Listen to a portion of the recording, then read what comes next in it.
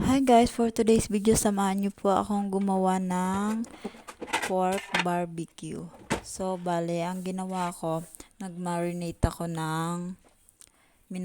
ko muna sa toyo, kalamansi, tsaka konting ketchup, konting asukal, at tsaka lagyan ko ng bawang paminta. So, ayun lang. Tsaka ko minarinate yung pork. Hinalo-halo ko lang yung mga ricado doon. Tapos, mga 10 minutes, nilagay ko na siya sa barbecue stick. So, bali, hiniwa-hiwa ko lang maliliit yung karne para sumakto lang siya doon sa barbecue stick. Kasi yung barbecue stick, maninipis lang siya.